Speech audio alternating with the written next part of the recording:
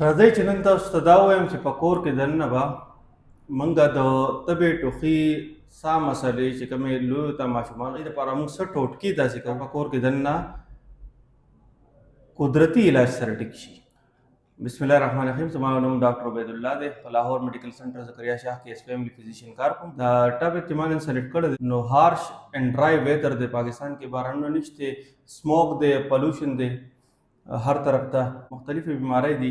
ما وی چې قدرتي ساده او کورنۍ ټوټکې د توقیم چې هغې سره دا بیماری ټیک شي. منای ټایم ټیسټ ټوټکه د ګبین او د ادرک چای جوړو. ادرک کې وړ کوم د پیس واخلئ، په اوبو کې ویشوئ او ګبین ورسره یو چمچ واچوئ. د هغې نه چې کومه چای جوړه شي د دې انټي بیکټیریل پراپرټیز دي، قدرتي انټي انفلمیټري افیکټ دی او چې کوم بلغم وغیره دي نو دا راغوس کی او ساه کې چې کوم تکلیف دی هغه آسان کی.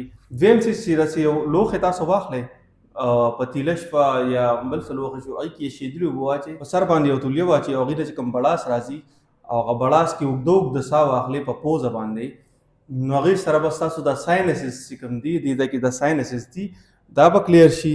د دې کې کوم رطوبت دی، کوم ګندونه دي هغه به نرم شي او بهر ته او د ساه اخیستو تکلیف ماشومانو او لویو دواړو دپاره ډېر میتھډ د سټیم انهلیشن دواړه یې کولی شي. که چا سره وسې کېږي او هیومیډیفایر اخیستی شي او هغه کمره کې مسلسل د ګرمو اوبو نه بړاس چا وس نه کېږي نو همدغه د پتیلي او همدغه پتیلي یا بل لوښي کې چې اوبه ګرمې کړي او هغه بړاس راکاږي ډېر زیات افیکټیو میتھډ دی کور کې. بله مسله دا ده چې مریض له پکار دی په پوزه باندې ساه اخلي، په خوله باندې ساه نه اخلي.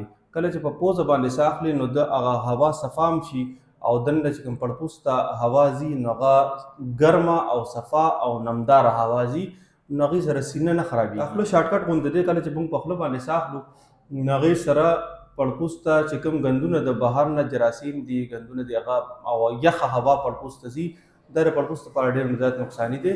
نو کوشش کوئ په پوزه باندې اوږده اوږده ساه اخلئ، دې سره به د سینې بیماری لګي نه. په لاس کې که د کورونو ټوټکو سره نه امپروو کېږي اپاینټمنټ واخلئ او راشئ موږ سره کنسلټ کړئ، موږ به ستاسو علاج کوو. زما دا پیج لایک، فالو اینډ شیر کړئ د هیلدي ټپس دپاره. سټے سیف اینډ سټے هیلدي.